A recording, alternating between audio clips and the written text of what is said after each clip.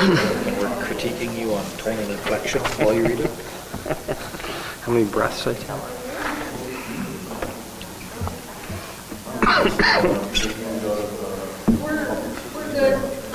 Okay, welcome back. We just had a brief discussion to all those people in YouTube land on that needed to be discussed in camera. There's no actions coming out of there. There's no resolutions and no decisions being made. It was an information share. So we'll move along our agenda here. Next thing we're at is under 831, 2024 tax sales resolution. Resolution number 2024-051, moved by myself, second by Councillor Manich. Whereas Section 365(2) of the Municipal Act provides that Council may, in any year, designate the immediately preceding year or any earlier year as the year for which properties, the taxes in respect of which are in arrears for the year, must be offered for sale by auction to recover the tax arrears and costs. Be it resolved that the designated year for which properties in arrears be offered for sale by auction be 2024, meaning all properties with outstanding taxes for the year 2022 or prior. And be it further resolved that in accordance with Section 363(1) of the Municipal Act, costs shall be the actual costs incurred by the municipality for each parcel listed for the tax sale, plus an administration fee of $50 per roll, as set forth in Manitoba Regulation 5097, and be it further resolved that the 2024 tax sale be held on November 13th, 2024 at 2 p.m. at the Town of the Paw, 81 Edwards Avenue in Council Chambers, and be it further resolved that Council place a reserve bid running out of breath on tax sale properties in the amount of the tax arrears and associated costs in regards to the 2024 tax sale, and be it further resolved that Council appoint the Chief Administrative Officer as the designated officer for the 2024 tax sale. Sounds like one of your authorities. No more and then. Very good. So I guess to summarize that, this is for our annual tax sales. If there's somebody that owed taxes, it goes up for a tax sale, and the town reserves the right, puts in a bid at whatever the taxes are owing, so it can't be any less than that, and sets the date of November 13th, 2024 for the tax sale. Any further questions with that? Great job, Councillor Allen. I need a break. Call the question, all in favor? Opposed? Carried. Okay. Sorry, I just gotta close that.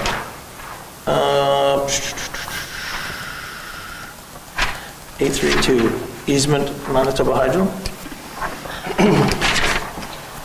Resolution number 2024-052, moved by myself, seconded by Councillor Manich. Whereas Manitoba Hydro has done some survey work in the Paw, and it has been determined that part of their existing power line is not within the road allowance.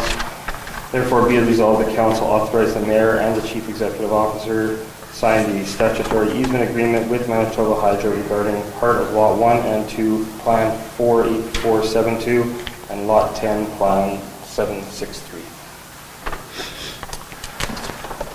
So just for everybody's information, it's an easement agreement, just as Manitoba Hydro has some of their property on our property. It's just the hydro line, standard business. Any questions with this? Seeing none, call question. All in favor? Opposed? Carried. All right. Payrolls and account. Oh, sorry. Meeting date change. 833. Resolution number 2024-053, moved by myself, second by Councillor Hopper. Resolved the Council approve the following Council meeting date changes in order to accommodate attendance at the AMM Spring Convention. April 8 to April 15 and April 22 to April 29. Thank you. Pretty straightforward. Call a question. All in favor? Opposed? You're opposed? Carried? Just slow. Okay, carried. All right. Payrolls and accounts. 834. Resolution number 2024-054, moved by myself, second by Councillor Hopper. Resolved the Council authorize the following accounts. Pay period number 6 in the amount of $132,418.76. General checks number 30957 through 31035 in the amount of $275,234.48, and EFTs in the amount of $191,654.35. Everybody have a chance to look at the check registry? No questions? Okay, let's call the question. All in favor? Opposed? Carried. All right.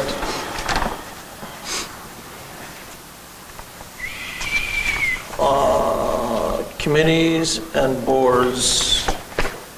DMC minutes are attached. Any further questions of that? Let's wait 1 second. Where am I? So anybody have any questions with that? So we have to do the resolution on that. Resolution number 2024-055, moved by myself, second by Councillor Hopper. Resolved the council accepted Destination Marketing Committee minutes of January 17, 2023. Call the question. All in favor? Opposed? Carried.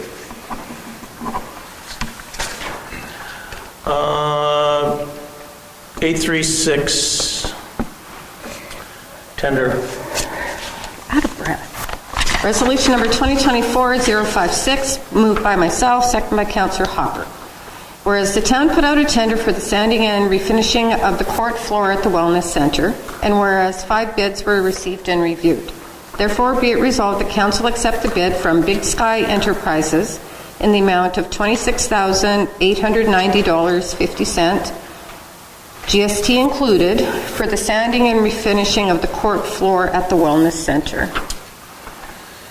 Good, I have one question with regards to this. We budgeted $100,000. We're spending $27,000. Are we spending the rest on anything else, or is that money, do we now reduce, is that money out of our 2024 budget and it's applied to the tax this year?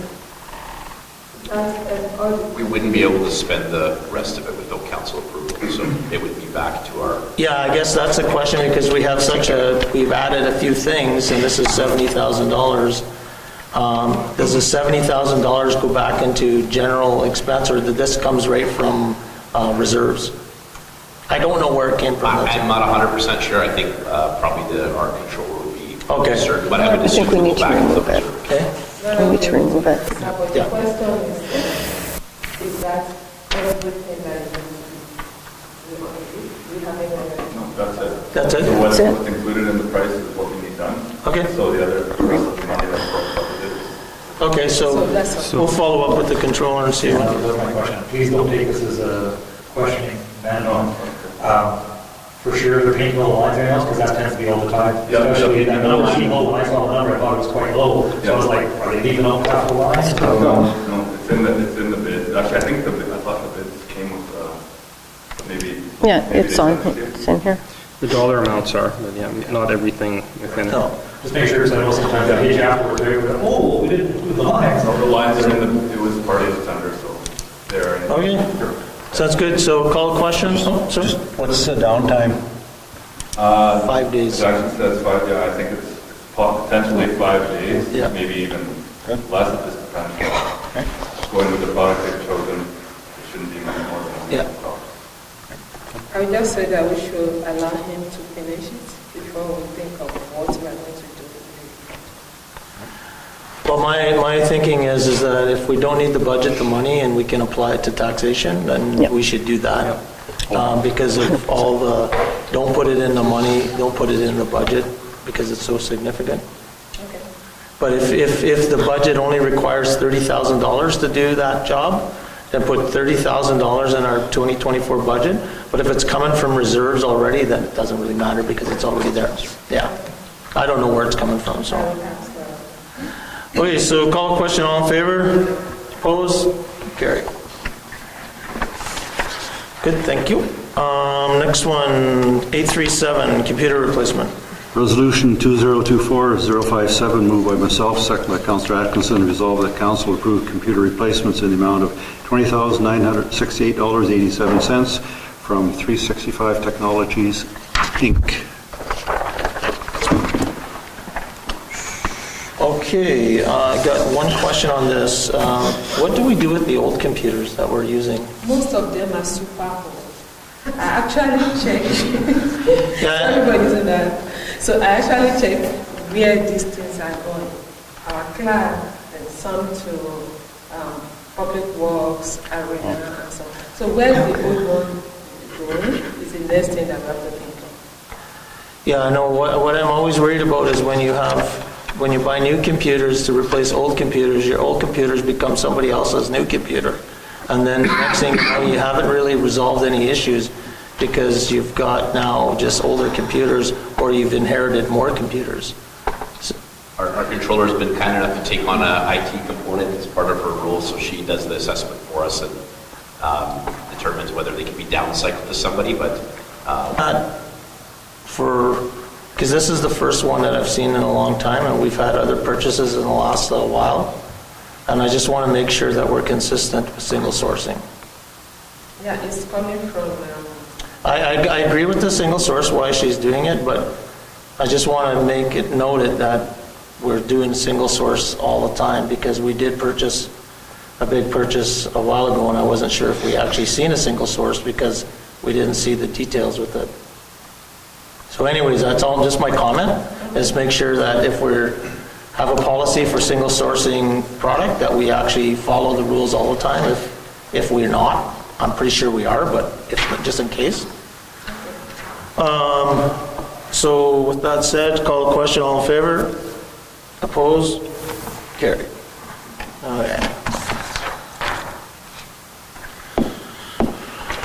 Purchase agreement. Resolution 2024-058, moved by myself, second by Councillor Atkinson. Resolved that council authorize mayor and chief administration officer to sign the purchase agreement with Maurice and Marilyn Smagalski for the purchase of lots 1 and 2, Block 5, Plan 31187. This was all previously discussed through council. Yeah, just so everybody, this was discussed, we're purchasing back some lots that were purchased that we can include in a big block of land to be sold at a later time, better market. Call the question, all in favor? Opposed? Carried. Okay. Reports of committee. Let's get my cheat sheet here.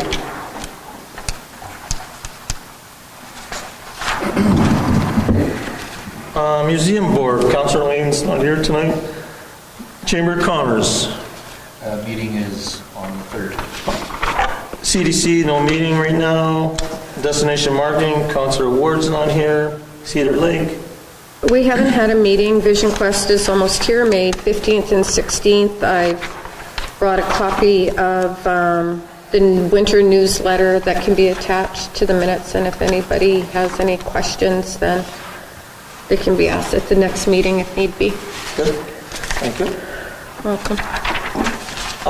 Recycling Board, Councillor Manage, Councillor Hopper. I think we're recycled out for today with Yeah. the board meeting, and next one is Thursday night. No, and just good work so far. I mean, at least we're making some progress, so appreciate you guys' efforts on that. Library Board. We sort of met. There wasn't quorum, but we still went over the agenda on Thursday. They're currently discussing plans for closure of the library for 1 week in order to do some general cleaning, especially in the archives room, and to do some inventory. The province's new funding application is now formally out, and the library is working on their application on that. The library is also working towards upgrading their internet services and ensuring adequate service is available throughout the building, and there's been an issue with it not being so useful in like the annex and other areas. And other than that, next meeting is scheduled for April 11th. Okay, and what do we got? KSD Committee. We haven't heard back in rescheduling. The past meeting that was postponed, but there's other dates that are still in place, so I'm assuming we're just meeting with those. Okay. I guess anything else on that? Any other council or mayor updates? Anybody have anything? Just give you guys an update. We did meet with Minister Cable, Advanced Education. Jonathan and myself were there. We shared concerns around training, utilization of UCN, and then really sort of talked about training for the north. We talk about the economic challenges within northern Manitoba and the extra costs in northern Manitoba based on not having enough trained people and the cost of bringing people north, whereas that if we could focus those skills in the north, then the cost of builds would be lower in the north. So we talked a little bit about that. I attended a meeting regarding Via Rail, the reduction of services. So it's a big challenge with the tourism industry, especially going through Churchill. A lot of Via Rail has dropped their like dining car experience, like sort of frozen dinners and hoagies that you get in the plastic containers. Not really great experience for international travelers. So there's a kind of involved in that, a little bit of that committee, but more or less as a listener. We did have that meeting on the EMO and then a regular Gateway Keewatin corridor meeting we had last week as well. And things are progressing there. And again, Jonathan might be able to give an update sometime, but it's really trying to bring that economic requirements and keep the government sort of talking together, because you're sort of coordinating two groups. And there's an AGM for that in April in Carrot River, I think. April, I don't even remember the date. April something. Okay. Under unfinished business, there was the website stuff that was sent out. Jen was looking for updates from everybody. I looked at it. It looks like it's cleaner, but it's really hard to tell without seeing everything. So, Was there an update on our boat?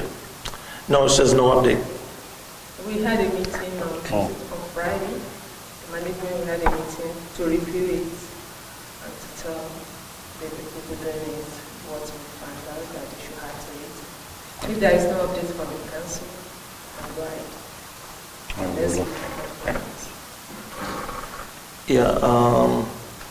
And council space. Yes, there's an update regarding the space. We were waiting for the Chamber of Commerce to come and take the remaining stuff there. They haven't done that yet? And today, fortunately, they came this afternoon and they've taken everything. So I had a discussion with the recreation manager on the days that they now let me talk since that place is empty now. Okay. They don't have any stuff there again, and we hope to clean it by next week. Perfect. Nothing on vacant offices, derelict buildings. I know the CDC is putting some stuff together for council on that specifically, so stay tuned. 2024 grass plan. Yes. Oh, I can't wait to get into this. Yeah, me too.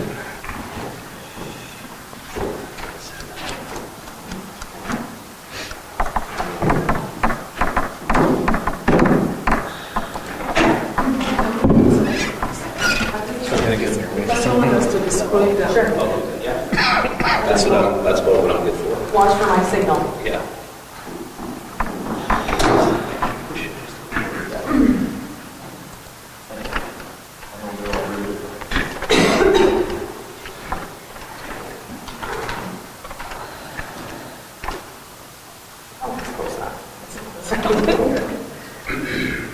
Okay, thanks so much for having me.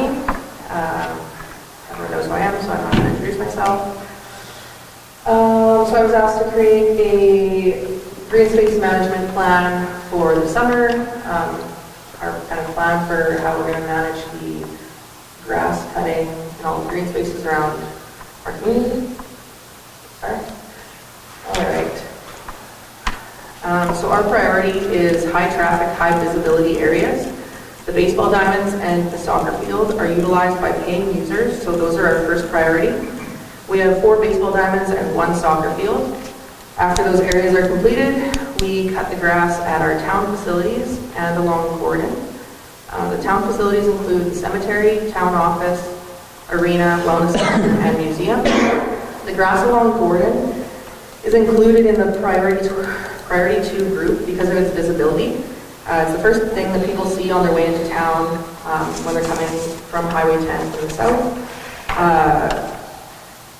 Unfortunately, I have to say this out loud, the parks and residential areas are cut last. They're the priority 3 and 4. So our 2023 limitations, last summer we only had 5 summer students in the maintenance department and only 3 full-time maintenance staff. We hadn't received very many applications for our summer student positions, and so we didn't have a lot of options when hiring. We were short 4 full-time maintenance staff, 3 in the arena, and then 1 general maintenance position.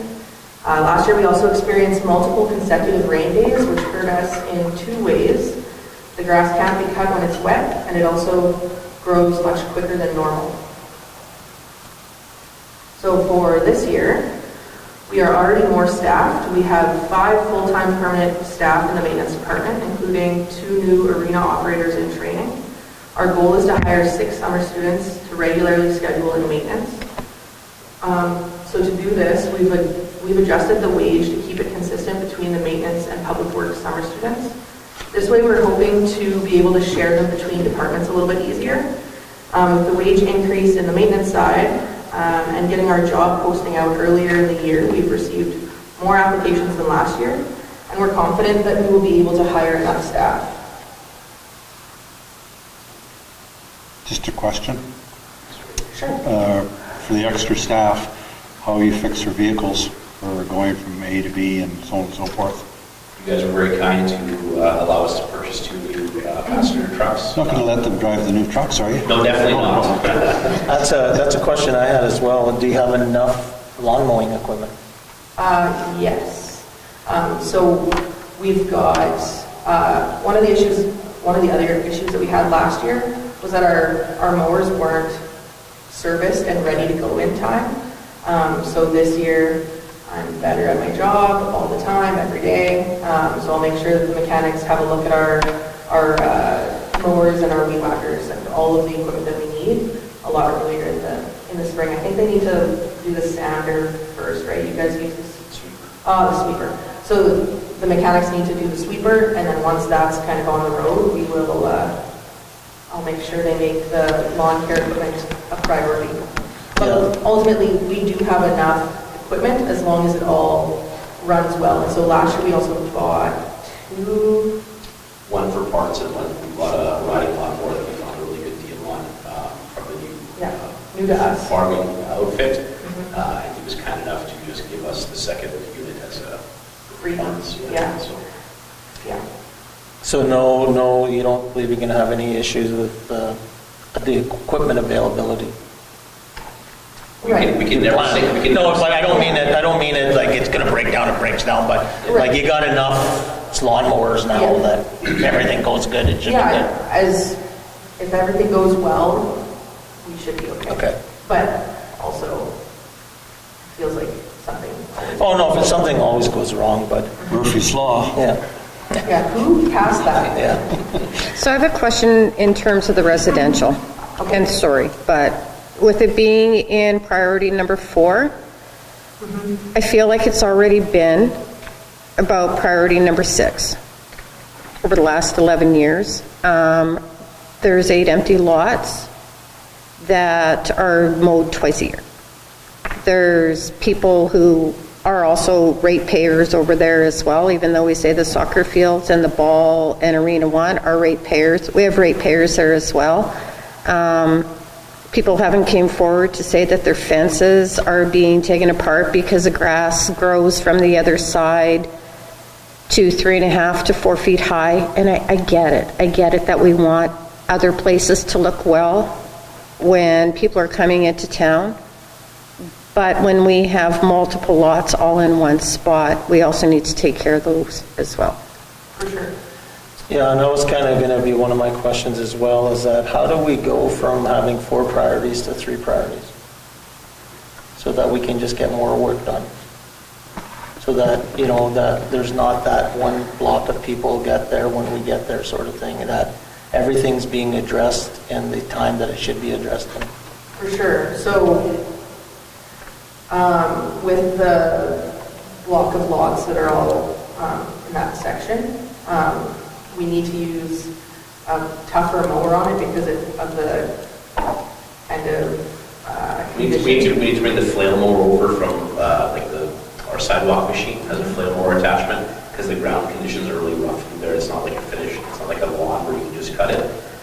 So we were hoping we want to try out the tractor mower that we purchased for the lagoon through that project, put that flail attachment on there, and potentially that would make that life easier. Because once it's cut early in the season, then it's just like you're maintaining it. It's a little bit easier to get the rocks out of there and stuff. But we can't just bring our small battering or riding mowers through that area at all. So it either has to be all push mode, but now we have, you know, another option to potentially implement there. So we're hoping to improve that service as well. right, because our flail mower was down for most of the summer last year. So Kelsey, when you guys look at this, like what is the typical frequency of lawn? Like, I guess I'm trying to look at it as work, is that, does it have to be, is it like week 1 is on priority 1, week 2 is on priority 3, or 2, priority 3 is week 3, and you go back to week 1 again and you just go on a cycle, or how does that work? Yes and no. It also depends on, like if we have a baseball tournament coming, then we have to make sure, you know, and if we have Canada Day events in the Devon Park, then we need to make sure that gets done. So it's, I guess, priority 1 revolves a little bit, and it isn't stagnant always with the baseball diamonds and soccer field. Once the soccer season is over, the soccer field becomes the end of my priority list. I guess what I'm talking, I hope I'm speaking for council, but I guess what we're saying is that if you need more equipment or more people to make sure that we have all of the grass taken care of all the time, and we don't really have those, then, you know, make sure you ask us now, right? Because we don't want to be having somebody calling a councilor saying, you know, this hasn't been mowed all winter or all summer long, and they haven't been here all year, and then we say, well, geez, we just didn't have enough people, or just didn't have, if now's the time, it's budget season, and if you say, hey guys, I understand what your delivery expectation is for the community, and this is what I need for it. And if, you know, that's sort of what we're looking for. Right. So with, last year we had 3 full-time staff, now we'll have 5. That's going to make a world of difference. Potentially 6 if we find out what kind of is going on with the cemetery, and we've got one person who's kind of in limbo between 2 different maintenance positions. So once he either is in his term position right now or goes back to cemetery, then we can refill that. So I'm way more optimistic about this summer than I was last year. We won't be shy about asking for more equipment. The first step is just making sure we have the staff. Now that we have the staff, if that's our next sort of choke point, then we will immediately bring that forward to address whether we need push mowers or weed whackers. Yeah, and then one area that wasn't identified on there, or maybe it is, that disc golf area. Like, I know that was Devon Park. Yeah, so that was a big, you know, sort of pain last year. Yeah. Is that, do we have plans in maintaining that so that it has a higher priority? Because again, that's it's sort of, I look at it like a ball diamond. It should be, if we're trying to grow that but non-barrier sport. The baseball league or the softball league and minor baseball pay us, and so we need to make sure the lines are done. Not that I don't want to, not that I want to neglect Devon Park by any means. It just, that is the nature of, if they were holding an event, they're like, hey, we really need this cut for this date, then I would make sure it was cut for that date. We have 1 backwing and then 2 like medium to big size mowers that all took turns being down sometimes 2 at a time last year. It was just, again, I think I'm speaking for council, but we'd really like to have that in a condition that it can be played all summer long so that they can grow that sport. and that maybe there is a potential for them to host tournaments. I know, speaking to one of the organizers of that, they would like to expand even and go further, but, they Yeah. also spent lots of time last year just concerns with that, so. For sure. Yeah, we also had like a string of, all of the grass grew Oh, at the yeah, I exact know. same time. Last year was a crazy. That area was very saturated for a good chunk of the year as well, which made it difficult to cut. Well, you have that machine this year that should be able to handle that stuff, right? You guys were very gracious enough to allow us to get it, so we'll make sure we put it to good use. Any more questions before we Yeah. go to the cemetery? Okay, so for the cemetery, I just wanted to include it in this presentation as well. So we have a few projects already planned for the cemetery this summer, and they are replacing the map at the cemetery entrance and including the bylaw or cemetery rules and requirements in a large font, or changing up the layout so hopefully it's easier for people to read and understand, and maybe even highlighting some of the more applicable or kind of common rules that are broken, so that they're easier for people to follow. We need to complete 2 additional runners, and we need to repair or replace the row markers throughout the cemetery. So one of the biggest challenges that we face at the cemetery is that loved ones don't always adhere to the requirements outlined in the bylaw, most notably leaving personal items on or around the headstones. This makes it nearly impossible to maintain the grass without damaging or destroying those personal items. As you can imagine, everything to do with the cemetery is so sensitive, adds a layer of difficulty when trying to reinforce those rules. So we're hoping that by displaying the rules at the entrance, we can help avoid some of those difficult situations by setting expectations before the rules are broken and the items are damaged. And even maybe a communication plan around that early in the year, so. We talked about making sure that we get our communication out in the newspaper, radio, Facebook, about the timelines of when those items have to be removed. Because even when we do that, we remove the items, or we throw them away, or whatever the case may be, the backlash is immediate, and it's tough on the staff as well, right? 100%. I can tell you how difficult it is, but I can't imagine Yeah. the calls that they get. Yeah. Right? So, yeah, very difficult, as Kelsey said, in terms of the sensitivity of the area, so we try to do the best we can.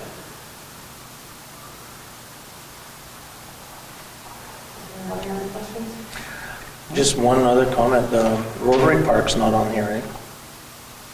Rotary Park Yeah. is included in the parks. Oh, okay, you just I said. didn't list it, yeah. Oh, you didn't list them all? Oh, okay. But I can if you want. No, it's fine. No, I was just wondering if it was just not a priority at all. There's a lot of graffiti around the area, we have to get looked at. Yeah. And The there grass is, outside the graffiti. Yeah, no, we know that. Yeah. we don't have anything for weed control, right? That's off the charts now for, No, there's an RFP. Yeah. We discussed about that. oh, okay. That's really necessary. Yeah, it's in our meeting tonight. Weed control, I missed that. Oh, It's in the updates for No, I council. can't separate it. Yeah. Okay. Thank you. Thanks, Kelsey, good job. Like you said, we want you to be, if you, whatever you need to make sure we're meeting their requirements. back. Let us, well, no, for sure, be back, because we want to make sure that we do what we need to do. And Thank you.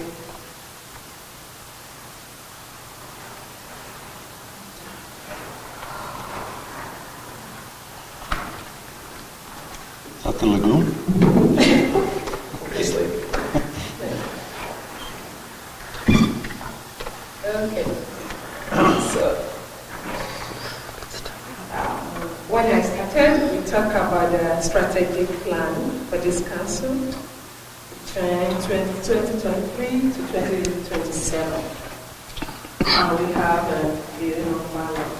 strategic goals, and there is no way we could achieve the goals without having an operational plan. So those are the things that we want to discuss today, and this is about the Q1 report of our strategic plan. So we have kind of a 70 objectives or goals to be achieved within 4 years. And I tried to recategorize the 70 projects into 6. So the quality of life, public safety, administrative and infrastructure, environmental sustainability, cultural diversity, and recreation. So this would be like a bigger umbrella. So if you look at the total number of the plan of that goals, we have about 70 projects to be completed within the period. In order to complete the 70 projects, we said that, okay, within the first quarter of 2024, this is what we are going to work on. We might not finish some because of the time frame, but we are going to start off. And that is what we are going to do. So within the first quarter, we promised to deliver like 28 projects to achieve our goal. While other ones will be done, we are going to start working on it until we get to 2027. So because there are 28 projects, we have finished 4. And we have 23 ongoing, and one is on hold. Why is it on hold? I'm going to explain it in the next slide. So let's go. Great. Don't worry about my long story, but I just decided to leave the description the way it is. So you see that on this slide, we have about 4 projects, and we have been able to finish 3.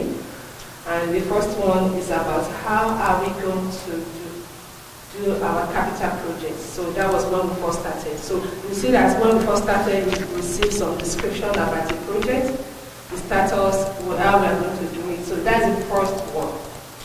So we finished that one. The second one is about the camera in our 3 facilities, Civic Center, Arena, as well as the garage. That one is ongoing. We've already received the quotation for that. And we soon finish that. We've already received about 3 quotations.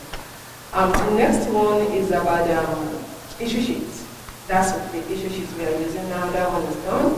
Then we also promised to work on our monthly reports, which we have been trying to give the council. So that one is done. Next slide. Thank you. This is red. So I realized that there's a need for communication strategy, which is it's going to be a report. I've started, but we are looking at the modality and learn from what has happened in the past and what we are going to include or what we are going to remove from that. So that one is ongoing as well. So the organization review, I know that was a big deal from the management. They really want that done. But we applied for a grant, and we received a response from them that we met all the requirements, but we are not prioritized at this stage. Honestly, I don't really understand that. So we didn't get the fund, but they said we met all the requirements. Regarding the community safety project plan, this is different from the project itself, different from community safety projects that are put together. This one is about how are we going to work with our sisters, our community. And we had a meeting with OCN.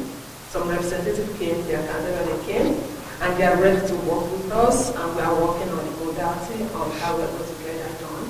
And we are hoping that as soon as our new CSO manager starts, it's going to start that one. The cultural day is one of our strategic plans to go to achieve.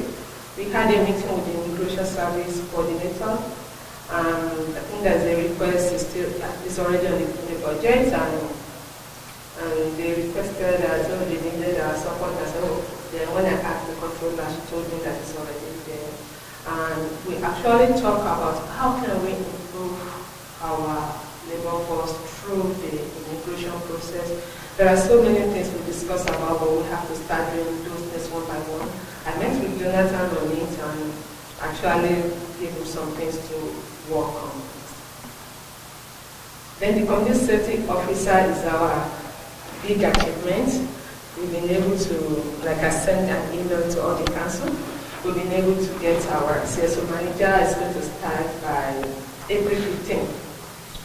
We are working with RCMP. We didn't do the interview on our own. RCMP representative, they came just to help us to work on that. And LOU is being sent to them. They are working on it. The local RCMP has sent it to the national or federal, which they are working on. And then land acknowledgement, this is the project that is being working on by Jenny, and in collaboration with Mayor regarding the land acknowledgement. They are still working on that. Regarding the municipal fees, we want to review our fees because I had this discussion with airport manager this year. It's going to do a presentation. Some of our fees are actually outdated. We have to review it. But in the process of reviewing it, we have to work with other municipal. How are they doing? And so we have already received about 8 different fees from different communities. We want to compare it and review our own as well. Accessibility is a requirement from provincial government. So they actually compelled us to do a survey, and we started the survey, and our assistant CEO should really work on this. And fortunately, our template of survey is what the entire province they are using now. So we have already started this, and the survey is already in the town website. They have it on Facebook. We have it all over. So that is it. So for the recreation department, they have 2 strategic goals to be achieved within the first quarter. And the first one on how to create a barrier-free indoor and outdoor recreation. It's working with other organizations and groups to offer the public swimming and some other things. It's ongoing. I think it's still at the research stage, preliminary stage at the moment. And the second of this project is to develop a kind of, to increase the number of events that is being hosted. And he has to develop something that will attract people. And this is part of his objective to be done in Q2, because he has to work with a group that is working on the Canada disintegration. Fire services, they have 2 projects within the first quarter too, to develop the kind of guideline as well. They developed it, but they said that it's working on some requirements on this. And the second one is standardized training. He has finished that one already. For the finance department, she's working on the online portal, and it's working on the setup at the moment. And the second of our projects is about the budget, the one she discussed today, and it's just waiting for the public hearing on April 17. Okay, the museum director is working on 3 projects. Most of them are actually at the preliminary stage now, but the third one is that he has discussed with the local vendor. I think he discussed that with me, and he says he's going to finish that work design by August 2024. The public works, they have 1 project in Q1, and it's a big one, and their project is taking more than half of our capital. So now he's working on the paving project, and they hope to finish this by the summer of this year. Presently, the tender is ready, and it's going to be posted by the end of March, right? Maybe you'll see the first week of April, but yeah, we're basically on track for that. Yes. And the last one for the economic strategy is this one is coming from Economic Development Unit. And most of these projects are based, like the middle one is actually based on the budget. We send a message to different provincial, to ministers about the highway 283. We are waiting on the budget because of that they will relax. April 2nd, it's a big day. We hope that they will remember us. We have the future plan. That is what Jonathan is working on and is trying to support us with his expertise. It's creating a cultural group, a kind of association here just to make sure that we are trying to get in touch and update our database so that we know this is what we have, this is what we don't have, and it's working with Stats Canada to get the database updated. Thank you for listening. That is for strategy planning before we go to the capital projects. I have a couple questions, if that's okay, unless somebody else wants to go first. Anybody? Can I go after you? When we talked about the cameras, we talked about cameras downtown too, though, in the specific areas. Is that still on our list or no? This is not the downtown kind of. Yeah, I know that's not. I know that was for the 3 areas, but we did talk about, unless my brain's gone too, but we talked about, remember at one time around public safety about putting cameras in areas downtown, and we were going to do, is that still on our list to do It's sometime? still on our list. I think I had a meeting with RCMP. I have to check my documents and be able to give the specific report. I actually entered into a barrier, but I can't remember exactly Yeah. what happened. So they told me something regarding that. Remember the Swan River Chamber of Commerce does something along that lines, and they got a grant. Okay, yes, we were looking for a grant. They said there's a grant around it that can take care of that. Yes. Yeah. So I just don't want us to lose track of that. That other thing, the Municipal Service Delivery Improvement Program, is there an opportunity to apply for that again? And who do we, if we could kind of get some speaking points on that as council, when we get an opportunity to talk to government officials, we can share our concerns so that we can talk to them about. The one thing about events that we talked about in this plan, so one thing I was going to suggest, and it hasn't been brought forward to council yet, but I can put it in an issue sheet, but could we kind of gather our group together and maybe put a float in the upcoming parades for like Indigenous Days, Canada Day, the Rodeo, Trappers Festival, where we could sort of do a town float and sort of join the celebration. And then, and then that way we can get out into the community a little bit more. And when I talk, not council's float, like our float, the town's float, so that our staff and maybe our staff's kids and whoever else can get involved. And then the last thing I had when we're talking about barrier-free sports and activities is there more we can do? Like any other ideas with regards to just swimming and just... Yeah, there was other stuff here. I'm just going over my laptop here.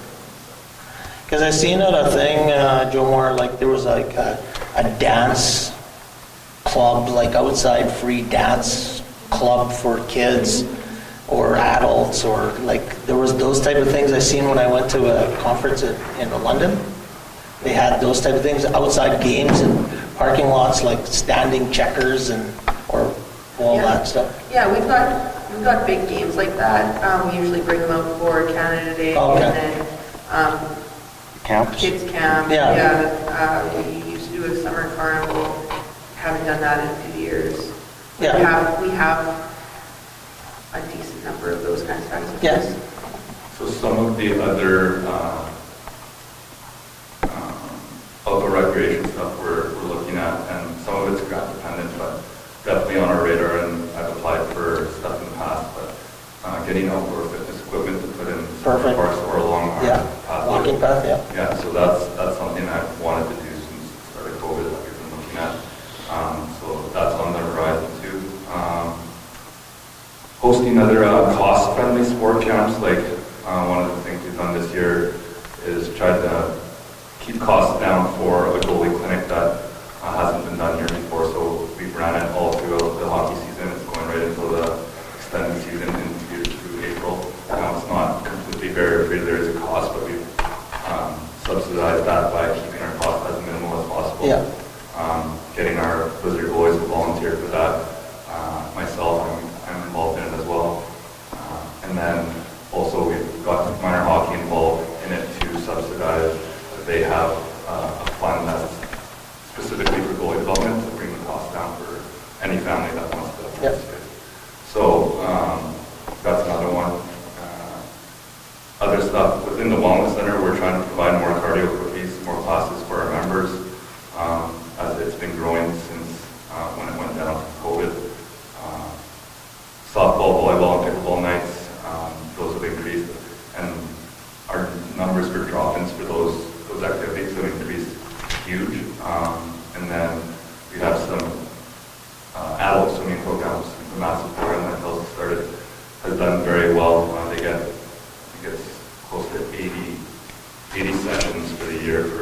very minimal cost. It works out to be, I think, less than $4 a drop in there. Not a drop in fee, they pay for the year, but it's done very well and had positive reviews. So those are some other close to barrier-free as possible within our recreation department, and then some other things. The fitness equipment is a big thing that I... Yeah, that outside stuff, for sure. Yeah, if we can get that going. Yeah. What age group For is free pass to the wellness center? what age group? is Yeah. considered free pass? Pardon me? 75. 75? Oh, okay, sorry, yes, the Golden Acre. Yeah. Glad you So didn't it look used at to be me. 85, we brought it down to 75. I just noticed in other communities is sitting at 65. Would that make a big difference? That would affect our revenue. A lot? For sure, Yeah.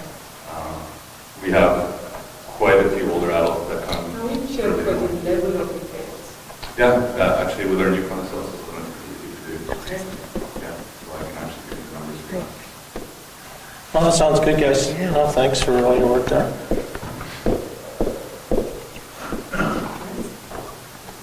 Anyone? Nope, I'm good. Next slide. I still have more. Oh, I see that.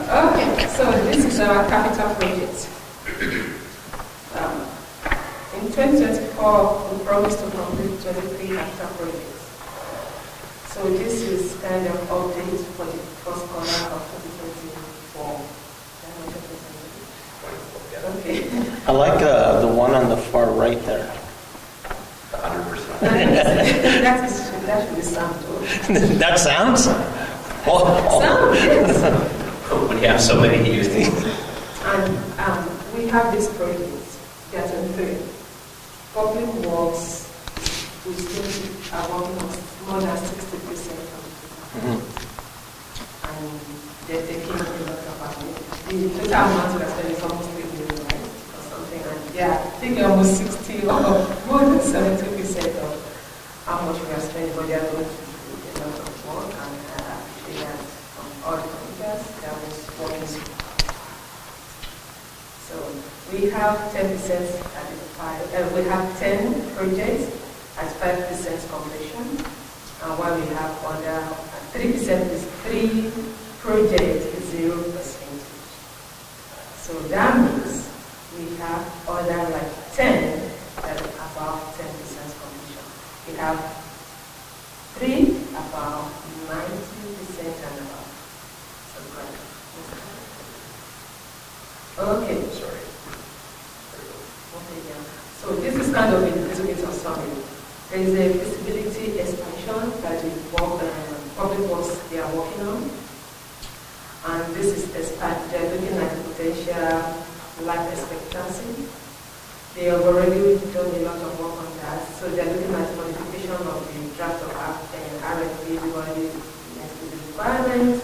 They've done a lot of things, but they just started to put it 5%. So far they are 5% completion. I don't know the measurement they are using for 5% completion, but that is one thing. The second one is on truck. The truck, I would say, is more than 90% as of today. At the time of submission, it was 90%. We can comfortably say that there's another to add. And they've already picked the lowest bid. They're just waiting to purchase. Okay, so another 100%. So on your sheet that you have, the detailed sheet, it says like expected completion date December 2024. Yes, because all our projects, the expected completion date, we have to finish it by the end of the year. End of the year. So it's possible for some projects to be completed within the first quarter and second quarter. In other words, they were sandbagging the date. That's the technical word for that, right, Jennifer? So the next one is catalog refer system. It's just to be able to track for usage. That one is at 5%, and they're expected to get the quotes by the end of March. Is that right? Yeah, so we've received a detailed quote from one of the vendors, so now we're prepared to go to the RFP stage. Probably by the end of next month, for sure, the RFP will be out, and the project will be on track to be completed. I was still saying December of 2024. December of 2024. Yeah. So if we do it before then they cancel this. Yeah, Right. Okay, let's continue this page. Yeah. So the next one is Daniel, right? Yeah. So this is 90% completion and Just waiting on the delivery. They're just currently building it, so we'll have it hopefully by sometime in August. Is the current plan right now. So another one that's close to 100% as well. so there's another one, the maintenance training plan. This is the way I think they're going to start like a training plan for maintenance team. Yeah, just to help the maintenance crew have some more skills and more expertise to help them kind of overcome some of the issues we deal with at our facilities. The first part of it is to create like an entire inventory of all of our equipment. A lot of it's rooftop units, so now that the weather's getting a little bit warmer, we can probably start doing the inventory hopefully next month to get the ball. And this one we really need improvements. And we cannot change without getting the skill from that. So it's 5% completed, and I hope that they will finish it by the end of the year. Yeah, December 2024. That's a promise. Okay, so the next one is about assessments. Of the water treatment plant. So we're a little bit further ahead on that. We're just finalizing the RFP right now to be sent out.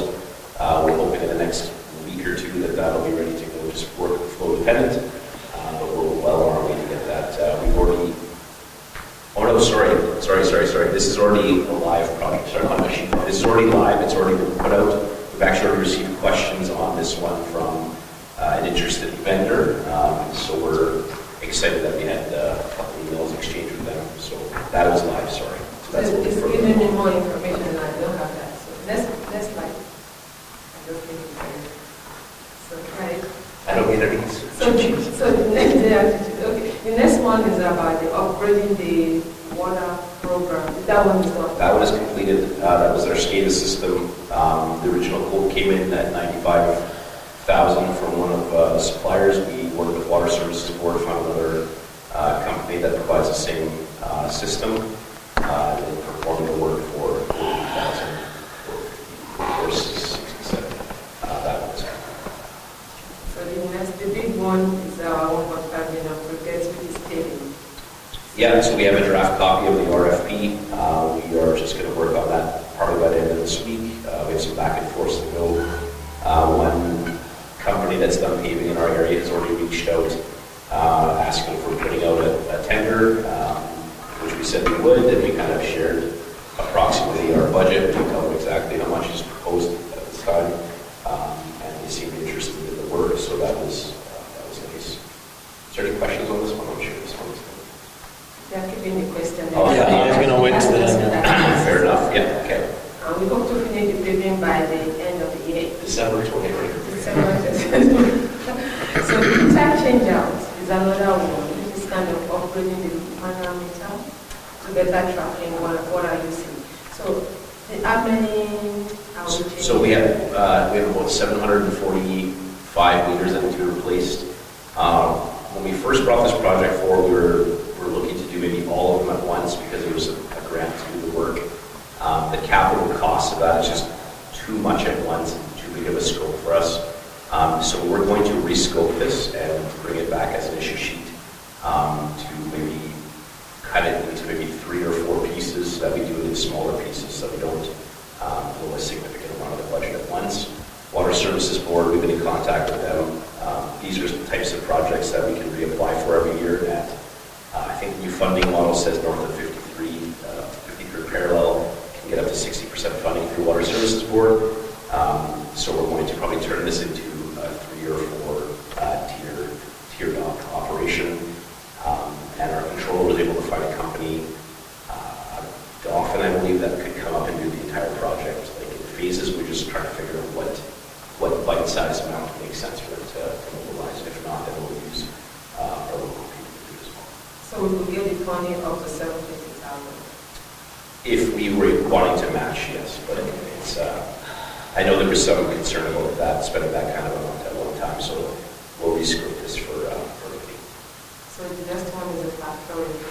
Yeah, so our tow behind sewer jet was repaired, it's back.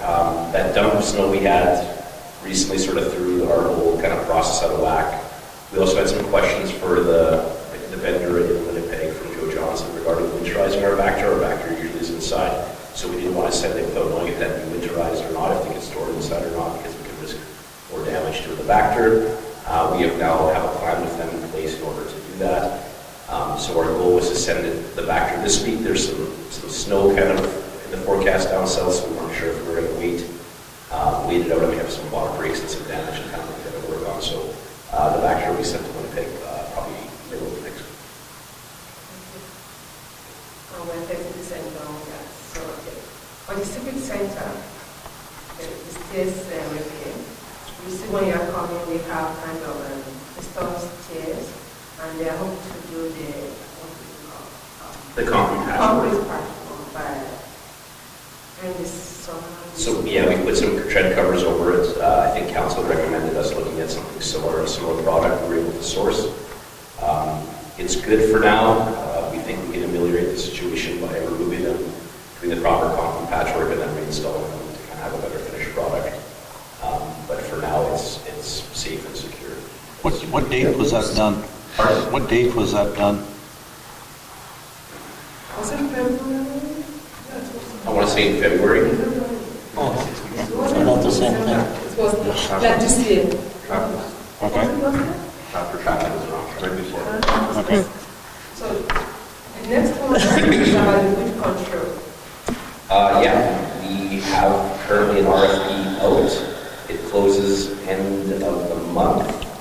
So we hope to, we've done quite a bit of work on this to make sure that we've identified the areas, especially downtown. And we have been in contact with at least one local. Parks and all that stuff too. So for this, we've just looked at the downtown areas to start because we don't know what type of cost this may come back as. If the costs come back at a reasonable rate, we're going to come back to council and sort of discuss. Okay. Do we want to expand the scope? We didn't want to broaden the scope to a point where a company might be like, that's too much expectation for 1 year. So once we get some information back, we'll have a report for council to kind of ask how you guys would like to proceed, and then we can maybe broaden the scope if that's something you guys are interested in. And the next one is public information. Yeah, still ongoing. We've been working with a consultant in terms of how we're going to approach this. Putting it in the crawl space underneath the metals shop is still the best option. We're just trying to make the access safe because we can't just have a ramp going in there collecting water or creating a hatch with safety issues for kids. So we're sort of working on those details, and we have a meeting coming up with some preliminary design on that in the next week or so. So we're still, it's a big project, but we're trying to keep it moving as best we can. December 2020. Okay. That one's trickier, but that's funding related, so we're doing our best to make sure that we get that done this year. So I have one.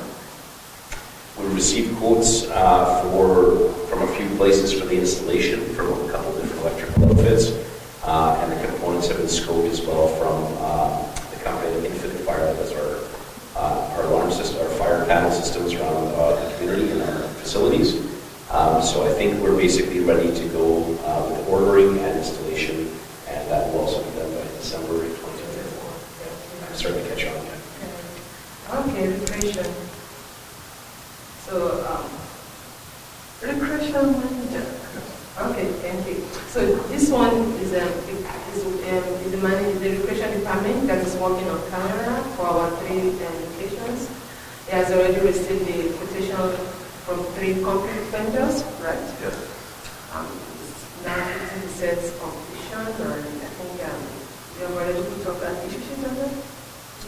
Yeah, as long as council wants to move forward with that. Okay, then that's what we can do.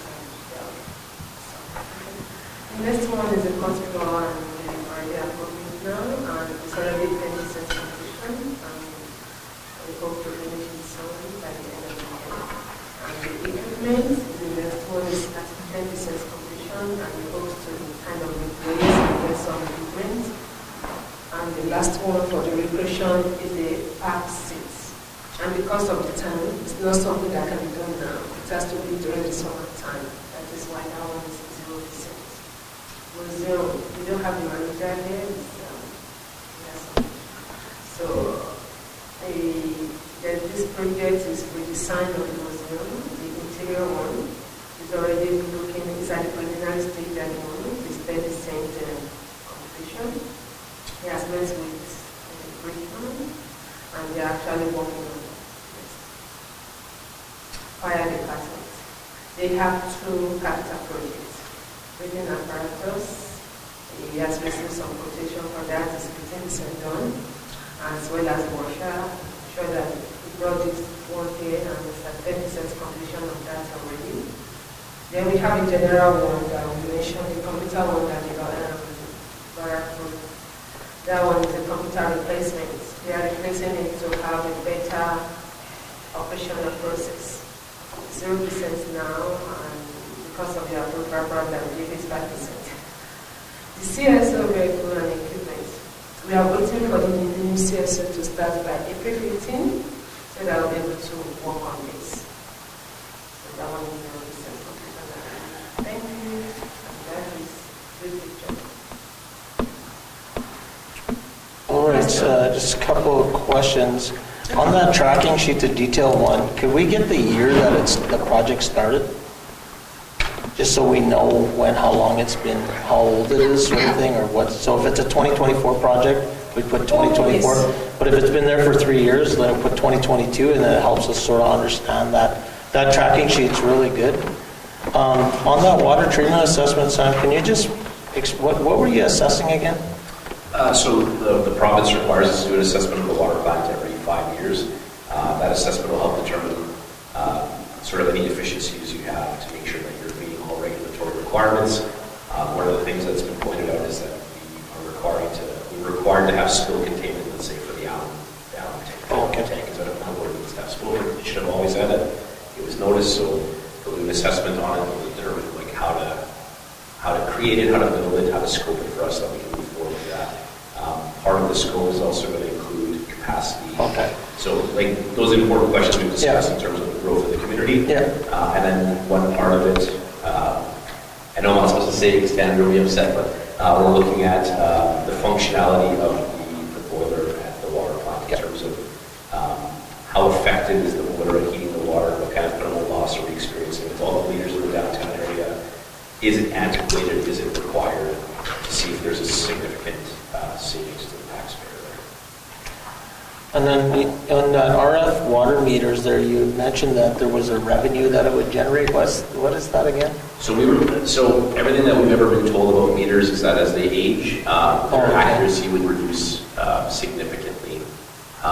So we tried nailing down exactly some data to support that. And the data wasn't overwhelmingly definitive, right? There was some data that supported it, and some data didn't support it.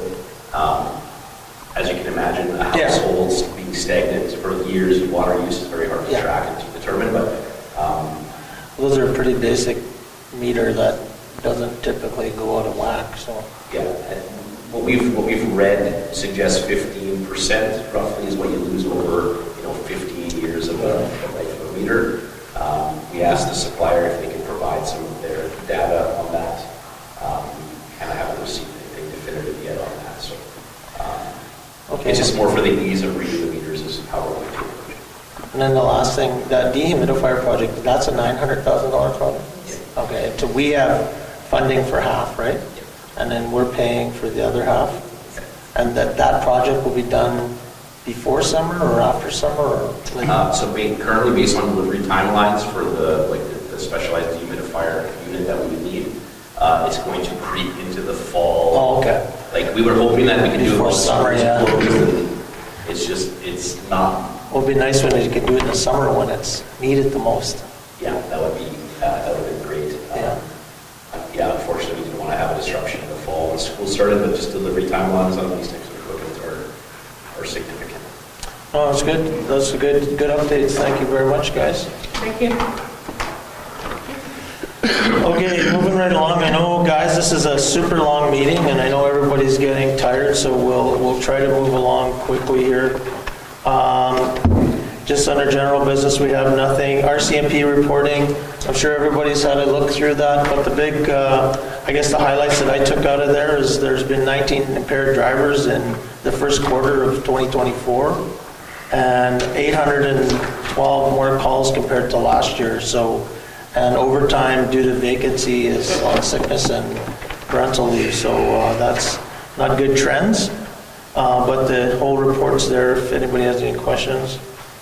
CAO report, I think another good report.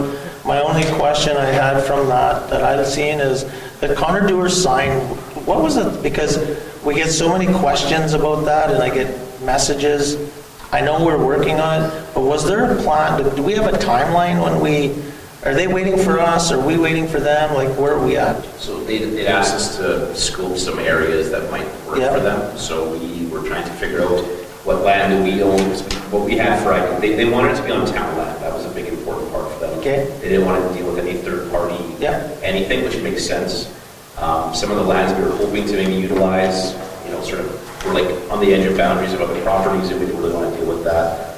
We have a meeting with them April 5th or 4th, I believe, with MMF. Yes. So that is our follow-up meeting for the first meeting that we had with them in terms of scoping it. There's a bunch of zoning issues that we want to go through with them. We've identified as our best site potentially being right by the MMF Hall because it gives them the most flexibility. They own the land, they have all control over it, and then we can just work on some zoning things if we have to maybe change the offset of the property line slightly to make it work with them. So meeting coming up with that, and then from there there'll be mock-ups from MMF. No, that's good. It was more for people that know out there that you guys are working on it, we're working on it, it's not off the list, it's important to us. I sent a meeting invite to all of them. Okay, So perfect. we're working on it, but we just have to follow through. Yeah. Okay, so that's on the management monthly reports. Does anybody have any questions on that? I went through it. There was, again, very detailed report. Appreciate the work that's put into that. It's good information. Okay, seeing none, any further citizens here tonight? I don't see any. Well, you guys are citizens, but unless you guys got a citizen issue you want to bring up. More comfortable chairs. Yeah. Okay, so moving along, can you move us into the committee of the whole? Sure. Resolve that we do now move ourselves into the committee of the whole with Mayor Murphy and the chair to discuss matters requiring our attention. Alrighty, so first up on our discussion list is landfill fencing, and I think we've already had a good discussion on that today. This presentation is Hey, save some time. Don't do it. Eh? Save some time. Forget about it. Yeah. No slides, just go. No, the slides was not good. I want to discuss about it. Oh, gotcha. Yes, you're right. Sorry, you're right. Yeah, my apologies. So we brought an issue sheet forward. There's been obviously a lot of incidents at the landfill with trespassing. The scope or how we sort of define the trespassing is sort of evolved.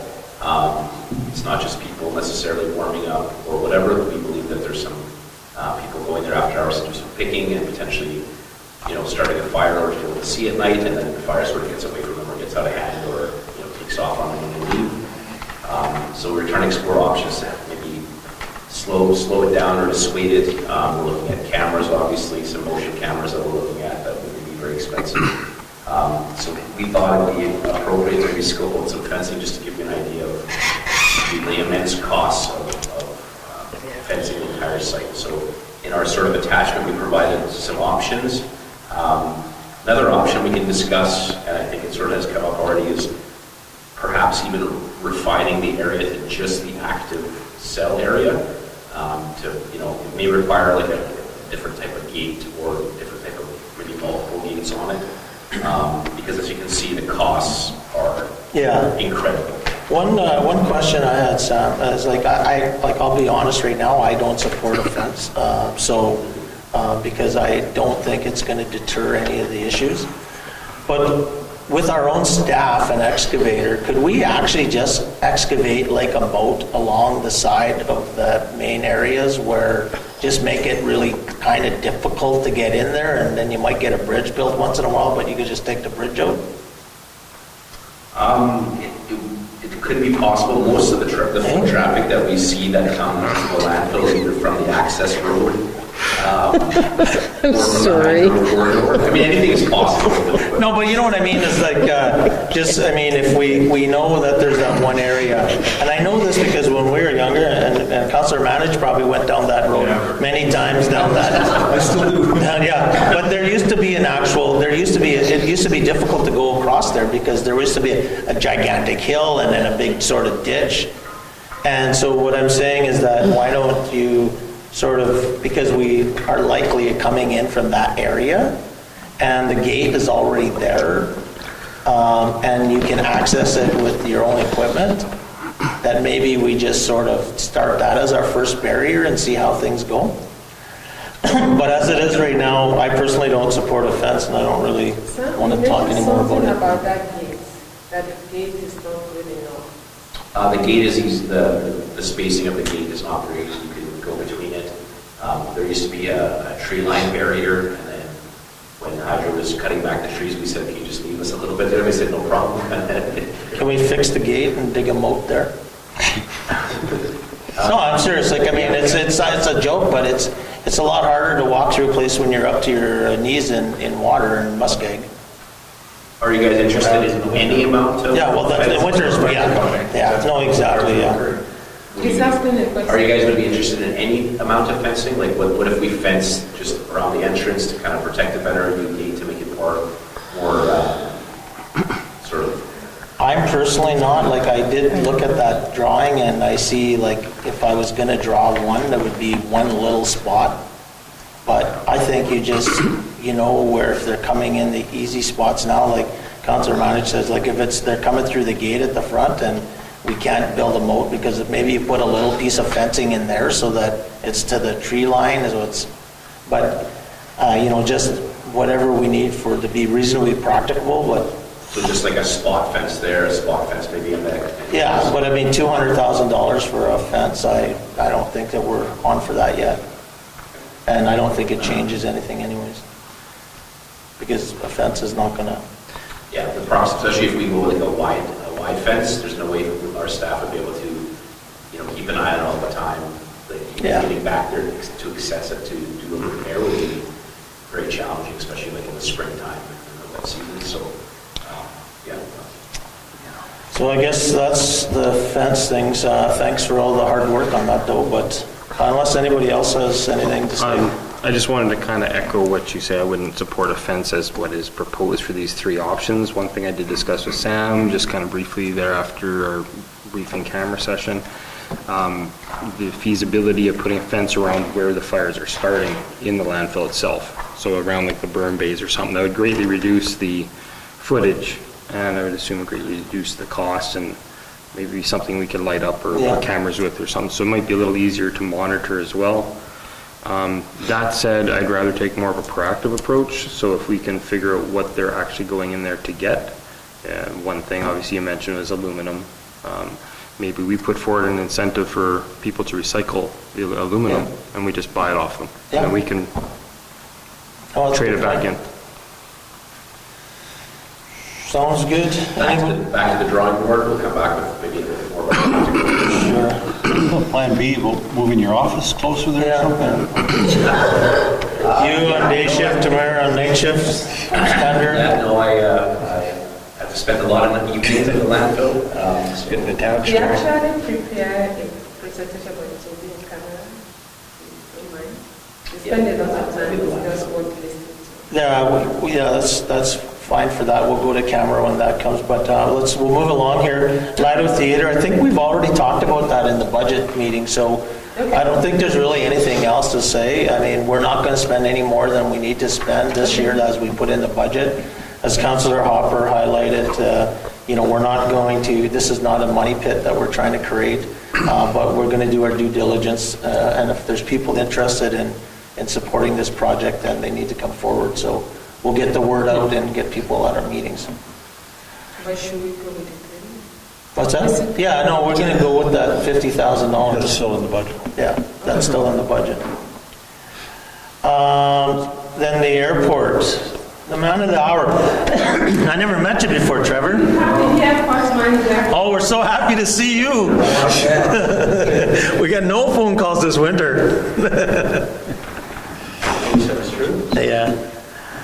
No, thanks for coming in tonight, and apologize for the long meeting. Our meetings aren't typically this long, but Oh, no, thank you. lots of good information. I appreciate being here and being able to answer some of your questions and hopefully give you an update of where we currently are and to where we want to go. Because understandably, you receive calls. It's, even though the introduction said we didn't receive anything, we know you received calls probably on at least 2 of our major breakdowns. We'll cover where we are and then how we expect or how we will address preventing these from happening again. Perfect. So they don't impact not only the businesses, but the economy and people. Yeah. So this is just going to be the kind of agenda of what we put together. So Sam, we just fly through this. This is just telling you what we want to talk about, current state, and we keep going with more. That's where we kind of are with airfield electrical. So, I've touched on some of the items here that are impacting or going to move us towards fixing it. So our electrical at the airfield wasn't touched since 2003. That's the last time that we had any work done on it. Significant work. I shouldn't say work, because we get work done every year. Significant work was 2003. Now for Transport Canada to look at funding, it used to be 25 years before they looked at funding money to give you a full rehabilitation. They've changed that now to 20. So we got caught in between the 20 and 25. So if you take 20 or 2003, add the 2025 on it, we really would have been 28. But now that they've reduced it in the last year and a half, it's now down to 20. So now we fit in there. So currently where we are is in order to submit an ACAP application, you have to have an electrical assessment done. You have to have an engineering firm come in and actually do the drawings and talk about what your current infrastructure looks like, or Transport will look at. And that was directly from a Transport Canada inspector. So we've gone out and we've got a couple quotes from reputable engineering firms. Out of Bone, we're going to recommend DBING because they include the submission of the ACAP. Oh, okay. And they've been very successful throughout airports across Canada. You can see them if you pull up. They're big into the Thompson project that's going on right now, right across Canada. So it's not just Manitoba, it's what they've done across Canada. Unfortunately, even though after we submit them, we still have to wait for Transport Canada approval. So this project will not look to start until 2025. In your opinion, does it need to start faster? If we had money, yes. If we had money, I'd say we've got to start tomorrow because, this year is unique in the weather that we've had, weather patterns. And I can tell you it's not just the pod that suffered electrical issues because of mold water and not having anywhere to go. Down in Winnipeg, they've had electrical issues as well. The only thing that's different there is they have 3 electricians on staff at any given time with the equipment that's needed, right? So if they need to thaw pits, if they need to HVAC water, they got that equipment readily available. So with your contingency plan, would it be better for us to go after our reserves now and try to get this started earlier? Or with the contingency plan, we're okay to wait? So contingency plan is, I believe we're going to ask through an issue sheet to tap into the airport capital reserve fund and have some money available. And the contingency plan is going to be buying solar power temporary lights with medium intensity. So that still allows aircraft to come and go safely. Right now we have enough temporary lights spaced out every second one. So that's basically every 120 meters you can space them out.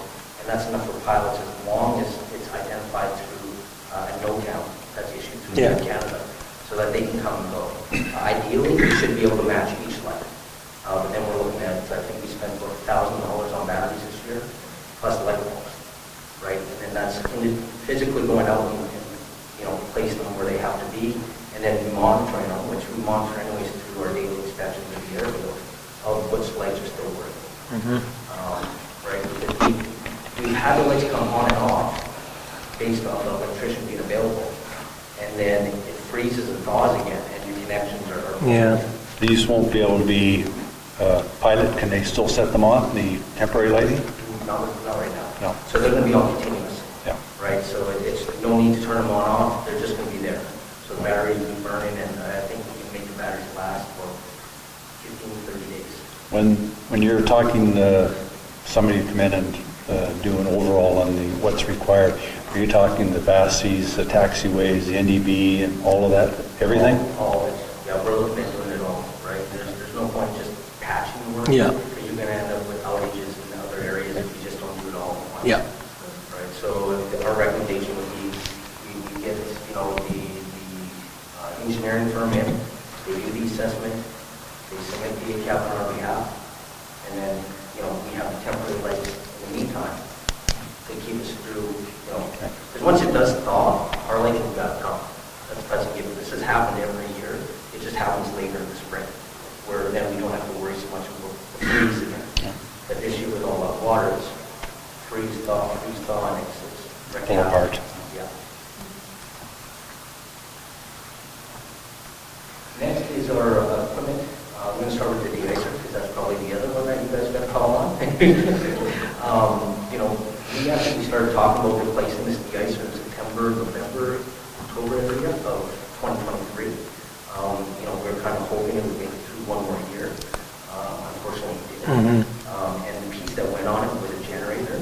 So our current truck is an X-Max with a hydro unit that was converted into a de-icer with a holding tank, with a submersible heater, and it's wrapped. Not ideal for what it's used for. To me, it's a temporary fix, not being a permanent one. Unfortunately, we introduced that to the airport in 2014, and it's lit, so no one's ever thought, well, hey, we're going to look at this until 2023, where if we know we're getting there, and we better start looking at alternatives here. And unfortunately, we got hit with it in late December, I think, early January, and the generator that went on it wasn't a quick find.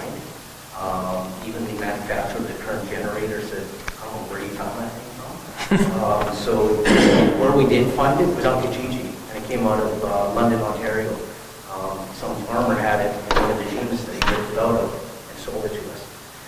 So we looked at two possibilities for a future state. One was buy a new unit for $350,000 and advertise it over 10, 15 years. Or we can buy a used one, 2005, out of Winnipeg, that's functional, it's operating. The only reason they're selling this is because they lost the business. So what it would look like for us is we were honestly thinking of looking at buying it. We need a mechanical assessment to make sure it's mechanically sound. Non-destructive testing. So anything with a lifting device, the boom should be tested every year anyways. So we might as well look at it before we even think about purchasing it, because if the boom's cracked or the turret is cracked, then you're looking at about another $30,000, $40,000 to replace that. And at that point, my recommendation would probably change and say, you should probably look at new, because it's not worth it. The one that we're looking at as well comes with what, $7,500 to $10,000 worth of parts, just because they want to clean another shop. So we're going to get extra heaters, extra hoses, extra nozzles, headsets for communication, and then as a contingency, so that costs about $40,000, but a contingency for that as well is also to buy a handheld de-icer. So it's a little pump, kind of like we talked about weeds earlier. Yeah. It's like a weed pump thing that it sits on like a heater. And it sits nicely, it fits in properly, it heats the fluid. So if our truck goes down, at least the person can go into the bucket and still spray the surface, right? If we don't have the truck to do it with, we can also buy stairs. And I was talking with Calmair, because obviously they're our biggest customer, what they're doing in the north. And they're manufacturing stairs right now with the de-icing type 1 in the bottom of the platform. And they run like Oh, really? top. So I said, okay, what are you looking at for that unit? And when it's all said and done, it's about $50,000. So, with the truck, with this used truck, it also gives us Type 4 capability, which is an anti-icer, which gives you a little bit more holdover. So if an aircraft is in the middle of a snowstorm, it makes us a little bit more appetizing to land in and have their aircraft serviced here, because they know that they can have about 30, 40 minutes on the ground with an aircraft treated, versus with Type 1, you only have about 5 minutes to get from where you are to 5. Really? Okay, I didn't know that. So, so that would give us a little bit of Yeah. advantage over, some of our neighboring, who are getting our flights when our ones went down or our truck went down. Yeah. Right? We could also sell type for a little bit higher cost. Yep.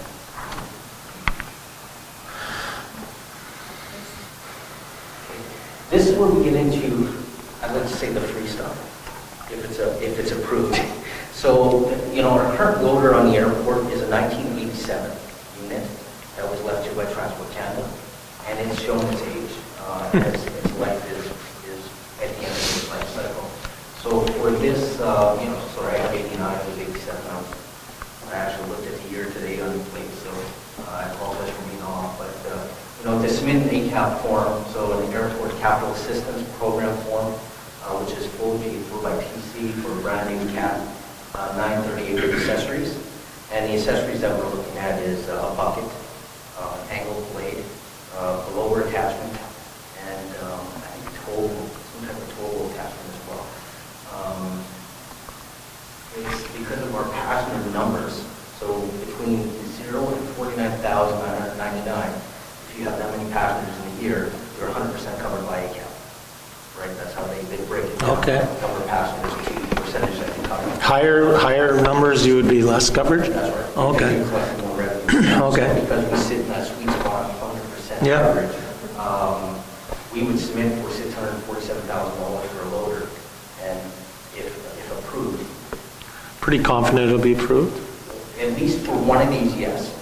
So, the same thing will be said about the plow truck. So our plow truck's a 1987 unit as well. It's there. I'm confident for either one for this year. Okay. So we're talking 2024 Yeah. for either one of these. Perfect. Right? Unlike the electrical, that would be 2025. Yeah. Any value to the one that's out there? I know the town inherited the last one, the last loader. Yeah, and actually walking through it with the guys today, and the blower, we would like to keep, or so the blower's not on here, but there's an old blower in there, but with the attachment on a loader, we'd still give you a blower. Yeah. Because it still does have some life. The loader, we had our mechanic out there at the same time, and he's like, this thing is creeping along, and you'll be lucky to make another year. So, so we've looked at everything, because I think it comes up on another one of my slides of how we want to clean up the airport as well. Because right now it looks like it's a junkyard, right? You've got equipment here, and it's like, okay, what do we do with it? Do we bring in scrap metal and get it away from us, or do we have people who might want to buy some of the units that are there for whatever purpose they have, and then put that money back into, I think we'll cover it into the ATV a little bit. Yeah, reserves and stuff. So we're also in need, right now we're using a quad, 4x4 quad to move stuff around, like bags, carts, a ground power unit that we use for commerce and stairs. That quad is pretty beat up. And it's another piece of equipment that's beyond its useful life. And we've used it for things such as chasing geese, looking at our property line for weeds that have been blocking some of the water and creeping back on the airport property, destroying some of our infrastructure. So we are in need of a new one. And this is actually one that's not covered by ACAP. And this is going to be part of that asking to tap into the airport. Reserves. Okay. And then we also touch on the equipment graveyard there again, attempt to sell, repurpose, or discard. Okay. Air terminal building, so I think it was about 3 years ago we redid the washrooms. 2 or 3 years ago we redid the washrooms. We did 2 out of 3. But there was a little bit of interior paint that was done. John and I kind of walked through today just saying, okay, what can we do with this place, right? So we think we can add like a coffee machine, hot chocolate machine. It's a nice open space and some seating in there. So if you look at the size of the Comair ATR that they bring in here, I think it sits about 50 to 60 people. Right now we have seating capability for, I think it was 24, somewhere around there. Just by rearranging some of the seats and bringing in some new seats, you probably put that up to 50. And some of the things that I've been talking about is the Winnipeg Airport Authority is talking about doing their rehabilitation to their seating area. You want to be able to get that seat for free. It's in great shape. It's not ripped. It's still presentable. Same thing with garbage and recycling receptacles. We could probably get those as well, and they're in good shape.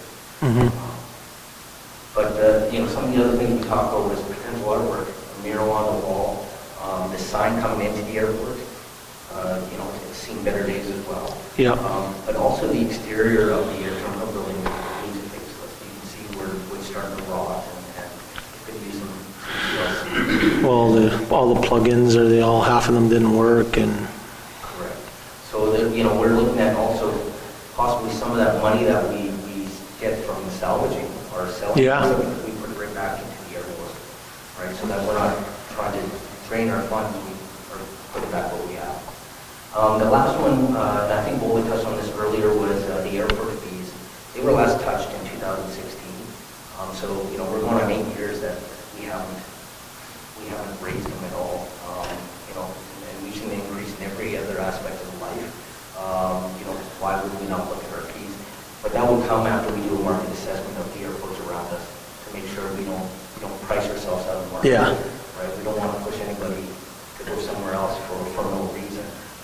And the big one that I don't have on here that Laura and I started talking about today as well, that I reached out to her last week, I said, all this carbon tax increase. I said, we need to talk about our fuel prices and what we're charging because, we don't want to end up losing money because of the tax that we're not capturing. So, that's another one that we high on our list to make sure that, we stay competitive, but we don't lose money at the same time. Okay. And that touches on our fuel supply, so everyone's heard about the potential, disruption to fuel supply. We've been working with our supplier out there, Morgan Fuels. They've assured us there'll be no disruption to our fuel, whether it's Jet A, avgas, diesel, or gas. Anything they supply us with, there should be no change in that supply. that's good. The one thing that, the next one is forecasted active fire season. So one of the things that the team and I were talking about today when we were doing our walk around the airport is we have a 75,000-gallon Jet A tank. And beside it, we have a 25,000-liter tank that just sits there. That used to be Jet A as well. So part of the capital revenue fund that we have, we may ask to move the 25,000-liter tank that's sitting there empty right now and put it beside our avgas, so that we have two 25,000-liter avgas tanks. Because we do see a big draw on that during fire season. And, last time we had a very active season, we actually went down to about 1,500 liters Wow. in that tank because our tank was actually stuck on the highway. I think it was Highway 60. And then because it was the government, they said, you need to let that tanker through. So somehow, and they said the driver had a video of him actually transporting through to make sure. So they were drawing fuel as we were actually pumping it into the tank. Wow. Right. So, we want to kind of get ahead of that because if forecast is right, unfortunately for us, we sell fuel because of force fires. Right. And that's one of the catch-22s or the sad part of our business. Right now, we have our annual tank inspection being done and pump inspection. We do have a no pump repair that we just found out about. Luckily, it happened now. And Babcock, I actually talked to Babcock on Friday because they were concerned when they saw the note down that no Jet A was available. And they asked, when's it going to be fixed? We will have it fixed by next Monday. So the part that they need is not available right now. It's going to be about 5 business days. Due to our relationship with Comair, we can actually throw it on there and get it up here and have the electrician install it. Do we carry any critical spare parts? As of right now, no. Should we? I would think a pump would be significant. Like, shouldn't be that something that even our people would inventory, like our own stores, that would, or somebody would inventory as a critical spare, like whatever we need, like pumps or a light or whatever you guys need out there?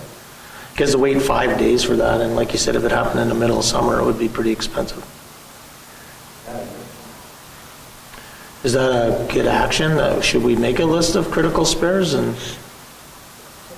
A minimum. Yeah, especially anything with long deliveries, right?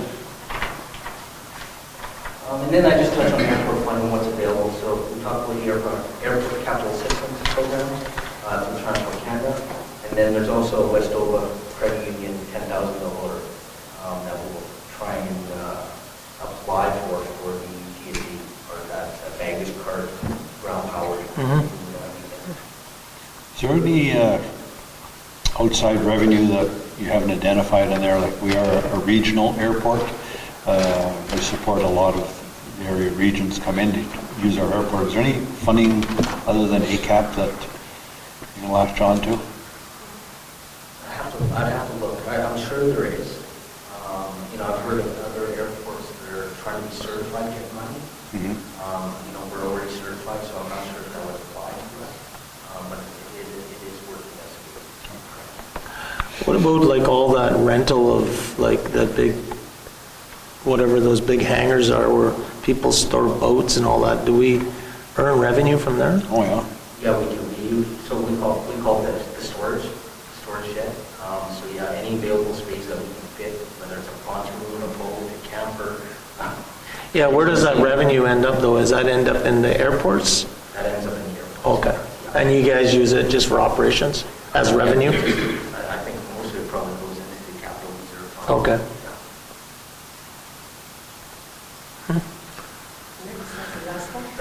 That's a very good review. Thank you for that. Like you said, like the airport is an absolute critical asset for our community, and if there's things that you need for us, or even if the things need to be done quicker, please raise it with us because or with BOLA, because we can't have those type of things. We can't miss those opportunities, right? Like when we have problems with fuel pumps, or we have problems with de-icers or lights or that kind of stuff. So thank you. Yeah, I appreciate your time. Thank you for Alrighty, Lakeview lots. Yes, we had a meeting on March 19th. Councillor Oprah came to that meeting, and a representative from assessment came, and we met with the residents of Lakeview, and this is the kind of summary of what happened on that day. And the takeaway is that they are asking for incentive. They are asking for incentive from the council. But what exactly are they looking for? Because I looked at that sheet and I didn't really understand what it's all dated 2012. They had a couple of good points. They all know they're not complaining about their assessment. They're complaining about the mill rate. They knew in advance when they bought out there they were going to be paying taxes. They're under the impression that it was going to be less taxes than you would pay in town because you obviously aren't receiving the same taxes, the same services. I said at the meeting, I said, we're sympathetic with that, but our hands are tied to a certain extent as far as giving any rebates and so on and so forth. Laura was here from Assessment Branch, and one of the things she's going to do, or feels that she should be able to do, is reduce the land value. I think to around $20,000. It's not a big savings for them, but it's around $500 possibly. The other thing that we can do, and obviously we can't do anything for this year financially, but one of the things we can do, we can request, as council, we can request the assessment branch for a discount for out in that area. And to me that would show, if nothing else, we may or may not get a discount. It's obviously going to affect our tax revenue, but it would show that goodwill in the town. We'll apply for the discount and see where it goes. As she said, it's 50-50. You may or may not get the discount on that for them. The other point that they had was, well, they had two things. A few of them have places for sale out there that have built, and they can't sell because of the high taxes. One of the points that was made by one of them is that if the town, us, want to develop out there, you're going to need to do something with the tax base, because you're not going to have a bunch more people want to go out there and build, whether it's up by Wally's place, wherever, if they're going to be paying the same kind of tax rate for the services they get. They had a small list of things, such as the road's not up to standard.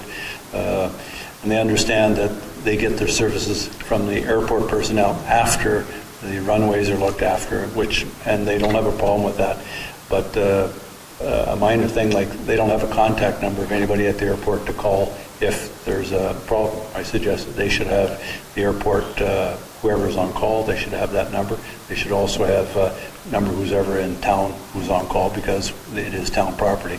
One of the things they had a problem with, the school buses out there can't turn around at the far end of the road. They had to get the students out of the bus because when we had that rain, they couldn't get out and get up the hill. They needed the sand truck to come. They couldn't come from the airport because obviously they're doing runways and stuff. So from this point, I said I don't think there's anything we can do this year, and whether or not we can do anything in the future. But I think we should apply for the through the assessment branch, get the details on that from Laura on the process, and make the application. And they would like to hear back from us, and I think if we do that, at least it shows that hopefully we can set up something for next year. And I do agree with them that if we're going to do anything out there, the tax, the way we've got it set up now with the mill rate, it's not going to be viable for other. We want to set up a big campground or something. Yeah, no, that makes sense. That's where I think it's going to affect that if the people are paying the taxes. So anyway, that. And I also think Jonathan's working on the CDC on a development agreements when it comes to that type of stuff. And that was actually presented to council, I think when we first came on, or just before you guys came on, where we did have a presentation in camera on potential changes on the development agreement. So, yeah, maybe that's something we can actually have the CDC also do a little bit of work on. Yeah, that would be a big help. And there's some of the lots. Oh, go ahead. Yes, sorry, and with the sanding, as soon as we were notified, I think it took about 15 minutes to respond. So as soon as we were aware of it, we were able to respond, and we have that email chain that. Yeah, okay. No, they didn't say you didn't come. They just said it was an issue, but the response. Is there like, so I know like the emergency call number for the town's on the town website. Should we have an emergency call number for the airport person on our website too? Yeah, and I believe that's part of our website suggestions, as part of the Okay. airport. Okay, good. Because we do have an on-call number, but we do have staff there. Yeah. So, it's a great way when they can after priority stuff. Yeah. And they did talk about some of the lots have wasn't privy development agreements, whereas they have to develop by, put the structure on and so on and so forth. And some don't. Some they could actually put a trailer out there, like a camper, and they don't have to build anything.